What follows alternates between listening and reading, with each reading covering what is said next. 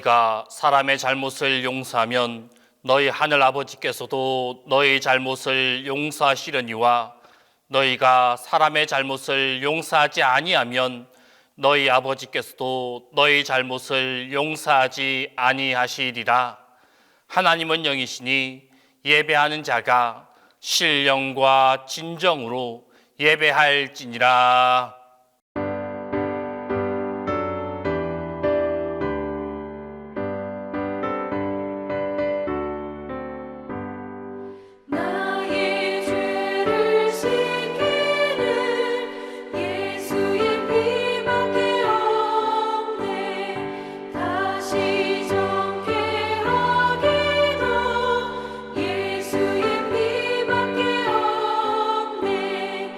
예수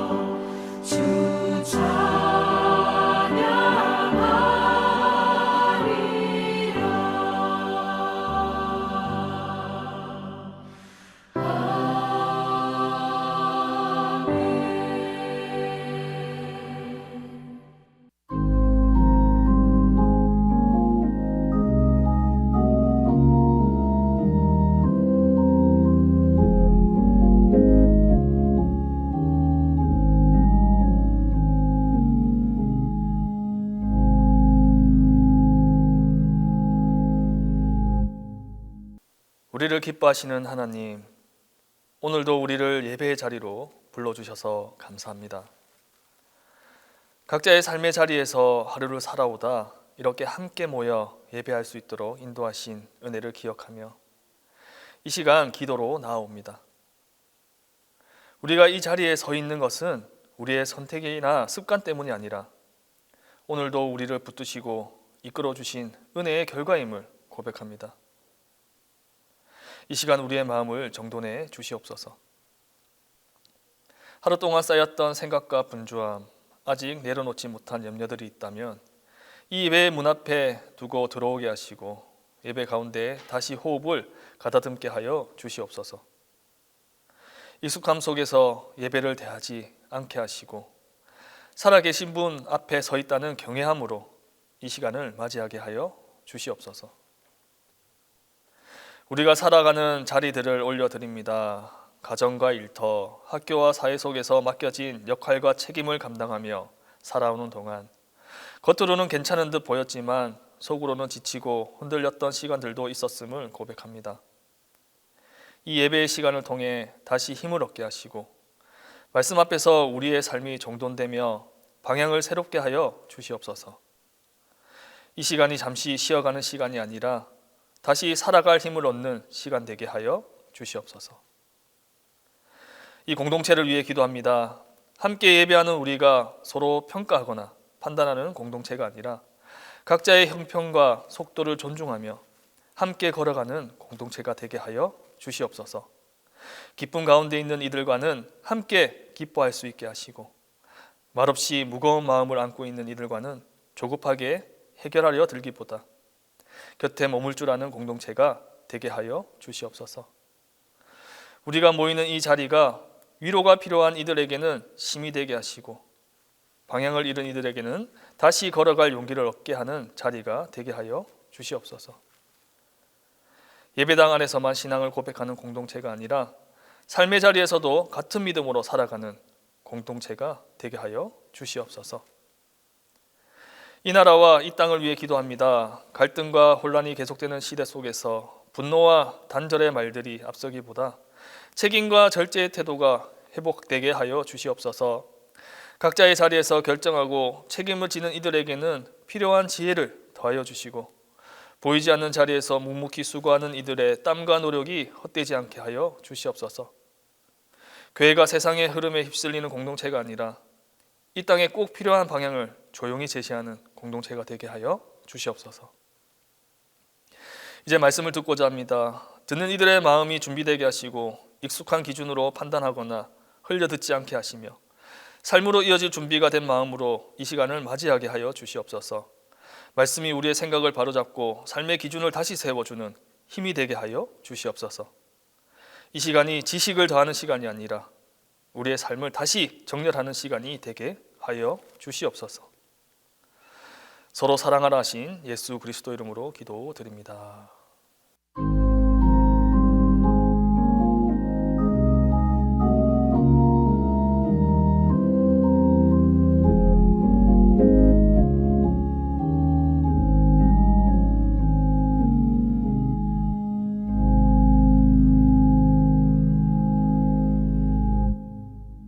수요 예배 주시는 하나님 말씀은 마태복음 18장 21절에서 22절입니다.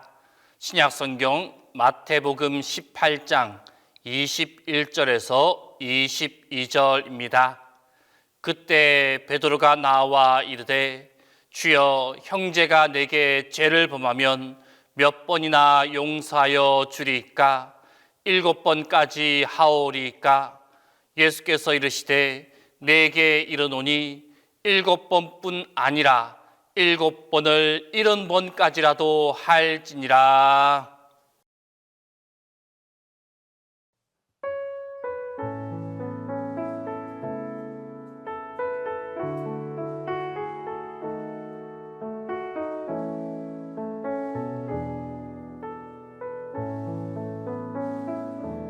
주님 것을 내 것이라고 고집하며 살아왔네. 금은 보아 자녀들까지 주님 것을 내 것이라. 아버지여, 철없는 종을 용서하여 주옵소서. 맡긴 사명, 맡긴 재물을 주를 위해 쓰렵니다.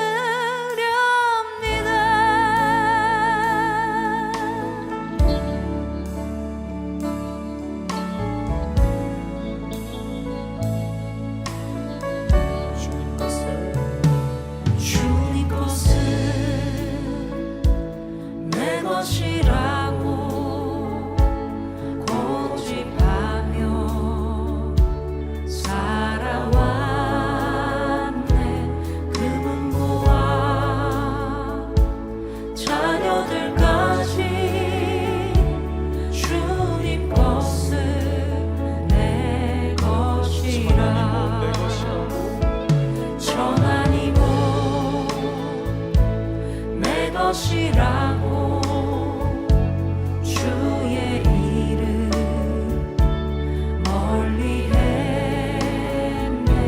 주신 이도 주님이시여, 쓰신 이도 주님이라. 아버지여, 훌륭한 종을 용서하여 주옵소서. 세상 유혹 다 멀리하고 주의 일만 하렵니다. 주님 사랑 받기만 하고 감사할 줄 몰랐었네. 주님 말씀 듣기만 하고 실행하지 못했었네. 아버지여, 연약한 종을 용서하여 주옵소서. 주님 명령 순종하면서 주를 위해 살렵니다. 아버지여, 연약한 종을 용서하여 주옵소서. 주님 명령 순종하면서 주를 위해 살렵니다. 아버지여, 연약한 종을 용서하여 주옵소서. 주님 명령 순종하면서 주를 위해 살렵니다.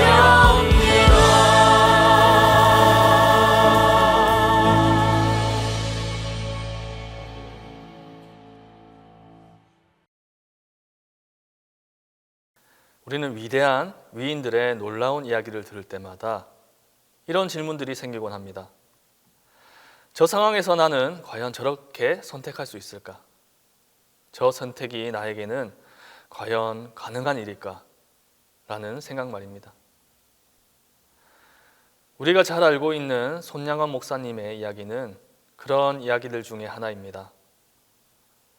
우리는 흔히 그를 용서의 상징처럼 기억하고 있으며 성경 속 인물처럼 위대한 선택을 한 사람으로 기억하고 있습니다. 그런데 손양호 목사님의 이야기를 조금만 더 가까이 들여다보면 쉽게 생각할 수 없는 무게감이 느껴집니다. 손양호 목사님은 처음부터 위대한 용서의 사람이 아니었습니다. 자식을 사랑하던 평범한 아버지였고 누구보다 가족을 소중히 여기던 사람이었습니다. 자기 자식의 얼굴을 떠올리며 하루를 시작하고 그 아이들의 미래를 걱정하던 우리와 다르지 않은 아버지 중 한 사람이었습니다.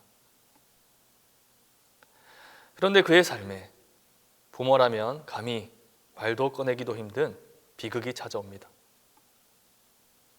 어느 날 그의 두 아들이 한 청년에 의해 살해당합니다. 이보다 더 큰 고통은 상상하기 어려울 것입니다. 분노라는 감정이 너무나 정당했고 증오로 무너져도 누구 하나 그를 비난할 수 없는 상황이었습니다. 오히려 분노하지 않는 것이 이상해 보였고 미워하지 않는 것이 비현실적으로 느껴지는 사건이었습니다. 그런데 바로 그 자리에서 손양호 목사님은 우리가 쉽게 이해할 수 없는 선택을 합니다. 그는 자신의 아들들을 죽인 청년을 용서했을 뿐만 아니라 거기서 멈추지 않고 그 청년을 자신의 양아들로 삼아서 실제 자식처럼 품고 키우게 됩니다. 이 이야기를 들을 때 우리는 자연스럽게 존경이라는 말이 떠오릅니다. 동시에 마음 한편에서는 설명하기 어려운 거리감도 생깁니다. 저건 너무 특별한 이야기가 아닐까? 저건 인간이 할 수 있는 용서의 범위를 넘어선 것 같은데? 저런 용서를 나에게도 요구하는 것이라면 나는 과연 감당할 수 있을까? 라는 생각이 들기 때문입니다. 바로 여기에서 중요한 질문이 시작됩니다. 손양호 목사님의 용서가 특별한 이유는 그가 무조건적으로 용서했기 때문일까요? 아니면 무조건적인 용서가 얼마나 어렵고 불가능에 가까운 일인지를 우리가 너무 잘 알고 있기 때문일까요? 사실 우리는 살면서 이미 잘 알고 있습니다. 용서는 말처럼 쉽지 않고 특히 이유도 반성도 없는 무조건적인 용서는 인간의 영역에서 거의 불가능하다는 것을 말입니다. 그래서 오늘 우리는 한 가지 분명히 짚고 넘어가야 할 부분이 있습니다. 성경은 과연 용서에 대해 어떻게 말하고 있을까요? 사실 성경에서 말하는 용서는 자신의 감정을 억압하고 꾹꾹 참는 것이 아니라 마음에서 우러나오는 용서를 통해 관계를 어떻게 회복할 것인가에 대한 이야기이며 하나님조차도 회개 없는 용서를 말씀하지 않으신다는 것입니다. 오늘 본문에서 베드로는 예수님께 묻습니다. 형제가 나에게 죄를 범하면 몇 번이나 용서해야 합니까? 이 질문은 용서를 거부하고 싶어서 던진 질문이 아닙니다. 오히려 믿는 사람으로서 얼마나 용서해야 하는지에 대해 알고자 하는 질문이었습니다. 계속해서 같은 상처를 주는 사람을 언제까지 받아줘야 하는지, 끝이 보이지 않는 관계 안에서 나는 어디까지 버텨야 하는지, 믿음이란 이름으로 감당해야 할 선이 어디까지인지를 묻는 질문이었습니다. 베드로는 이미 7번이라는 넉넉한 숫자를 제시하고 있었습니다. 당시 기준으로 보면 충분히 큰 용서의 기준이었습니다.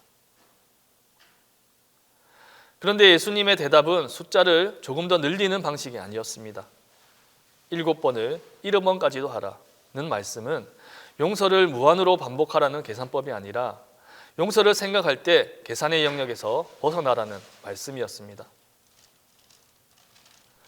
문제는 이 말씀이 오랫동안 본문의 흐름과 관계의 맥락에서 분리되어 어떤 상황에서도 무조건 참아야 하고 어떤 상처 앞에서도 침묵해야 하며 어떤 가해 앞에서도 관계를 유지해야 한다는 식으로 사용되어 왔다는 데 있습니다.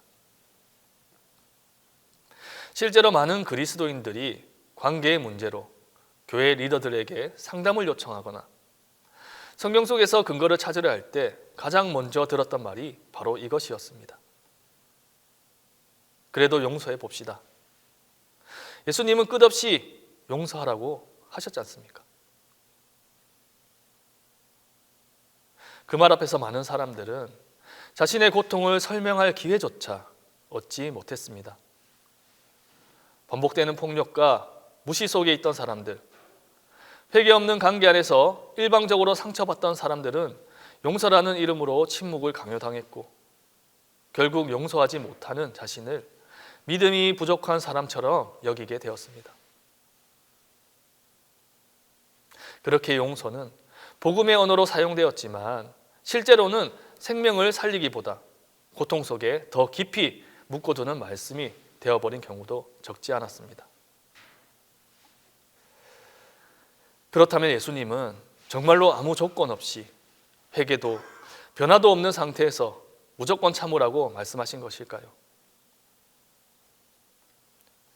이 질문에 대한 답을 예수님은 설명이 아니라 이야기로 들려주십니다.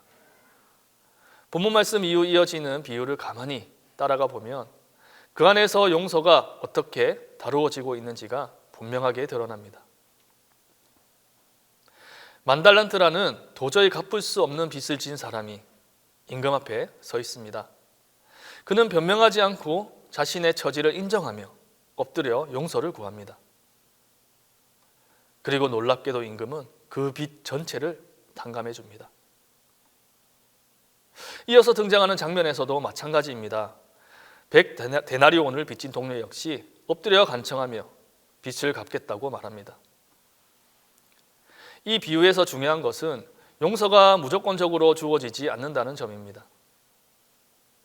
잘못을 외면한 채 관계가 유지되거나 회복되는 모습도, 가해자의 책임이 사라진 채 모든 것이 정리되는 모습도 나오지 않습니다.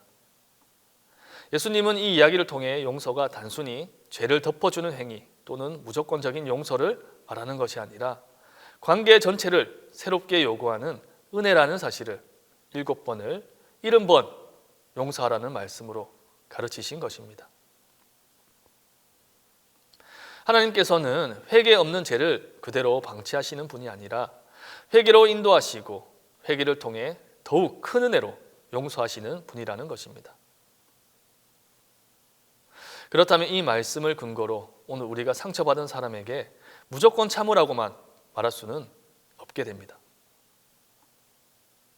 예수님은 우리가 너무 쉽게 사용해온 용서라는 말을 다시 생각하게 하십니다.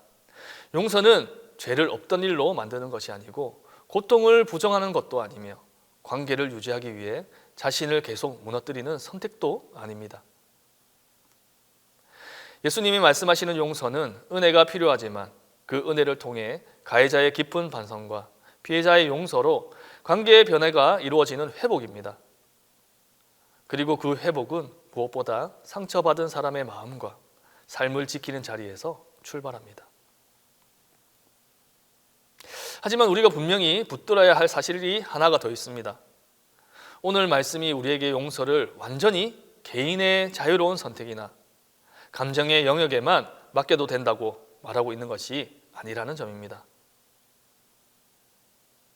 만약 상대방이 자신의 잘못을 인정하고 진심으로 용서를 구한다면 우리는 그 용서를 외면하지 않기 위해 노력해야 합니다. 그 용서는 내가 기분이 풀렸기 때문에 자연스럽게 나오는 반응이 아니라 믿음으로 한 걸음을 내딛는 결단에 더 가깝습니다.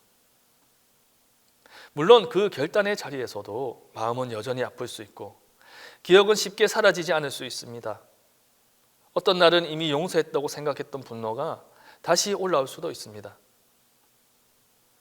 그럼에도 불구하고 우리가 용서를 향해 나아가려 애쓰는 이유는 관계를 억지로 유지하기 위해서도 더 성숙한 사람처럼 보이기 위해서도 아닙니다. 우리가 포기하지 않으려 애쓰는 이유는 하나님께서 우리가 가장 무너진 자리에서도 우리를 놓지 않으셨다는 사실을 알고 있기 때문입니다. 내가 하나님께 등을 돌렸을 때에도 도저히 설명할 말이 없을 때에도 하나님은 먼저 손을 거두지 않으셨습니다. 바로 그 기억이 우리를 다시 용서를 향해 한 걸음 나아갈 수 있도록 만듭니다. 그러나 동시에 우리는 상처받은 우리 자신도 함께 돌볼 수 있어야 합니다. 그 용서의 한 걸음이 쉽지 않다는 사실을 잘 알고 있기 때문입니다. 어떤 상황에서는 그 발걸음이 너무 무겁고 너무 아파서 당장 내디딜 수 없을 때에도 있습니다. 그럴 때 하나님은 우리를 다그치지 않으십니다. 왜 아직도 용서하지 못하느냐고 몰아세우시지도 않으십니다. 대신 우리를 다시 그 자리로 부르십니다. 처음 용서를 요구하신 자리가 아니라 처음 우리를 용서하신 자리로 말입니다. 내가 하나님 앞에서 어떤 사람이었는지, 얼마나 큰 빚을 탕감받은 존재인지를 기억하게 하십니다. 성경이 사랑하라, 용서하라 명령한다고 해서 우리의 감정이 그 말씀에 맞춰 즉시 조절되는 것은 아니기 때문입니다. 하나님은 우리가 감정을 가진 존재라는 사실을 아시기에 명령보다 먼저 사랑과 용서를 보여주십니다. 만달란트 빚진 종에게 먼저 은혜를 베푸신 것처럼 말입니다. 우리가 하나님의 사랑과 용서를 깊이 깨닫기 전에는 그 어떤 명령도 부담으로 들릴 수밖에 없습니다. 그러나 하나님께서 나를 어떻게 품으셨는지를 반복해서 묵상하다 보면 감정이 억지로 바뀌지는 않아도 마음의 방향은 조금씩 달라지기 시작합니다. 그때 비로소 사랑하라는 말씀이 부담이 아니라 따뜻한 음성으로 들리고, 용서하라는 초대가 나를 묶는 말이 아니라 나를 살리는 말씀으로 들리게 된다는 것입니다. 사랑하는 성도 여러분, 이제 우리 각자의 자리를 돌아보았으면 합니다. 아직 풀리지 않는 관계 하나, 여전히 마음을 무겁게 하는 기억 하나쯤은 남아있을지도 모릅니다. 오늘 말씀은 그런 우리에게 하나님께서는 우리의 상처를 무시하지 않으신다고, 더 참으라고만 요구하지 않으신다고 말해줍니다.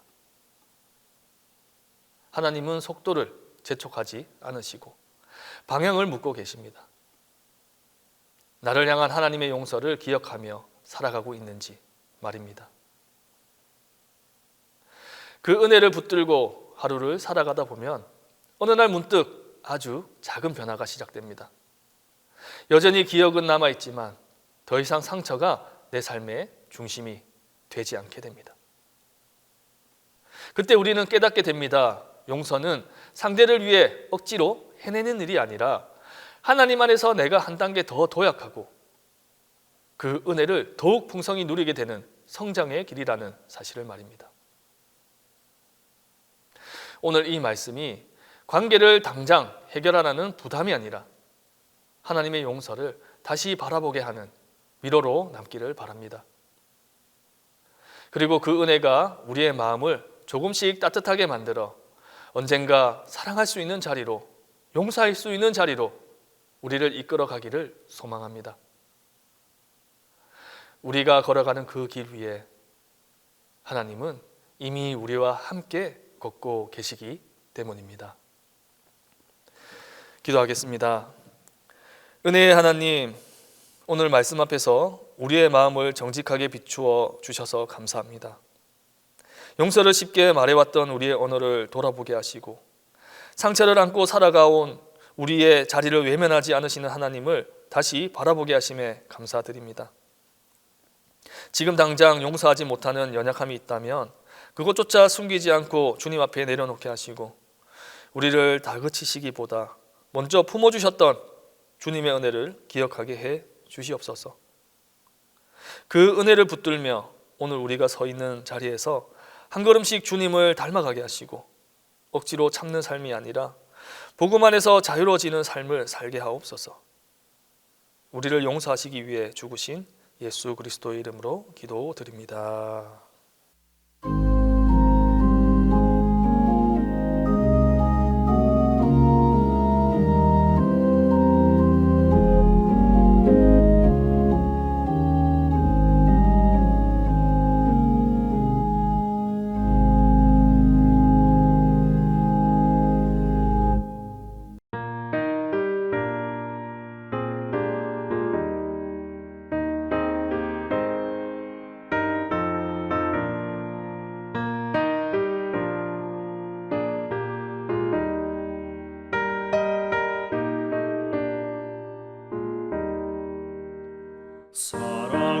사랑하는 주님 앞에 형제자매 한자리에 그 신은혜 생각하며 즐거운 찬송 부르네.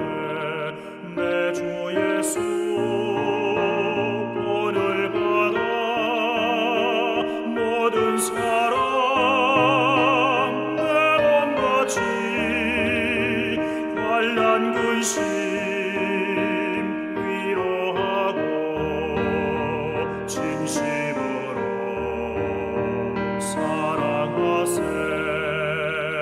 사랑하는 주님 앞에 온갖 충성 다 바쳐서 괴로우나 즐거우나 주님만 힘써 섬기네.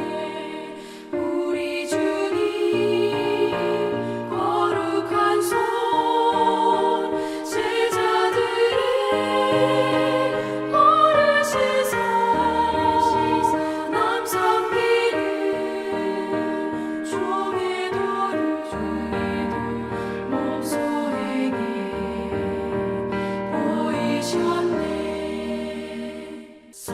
사랑하는 주님 예수 같은 주로 섬기나니 한 피마다 한 몸이고 형제여 친구들이여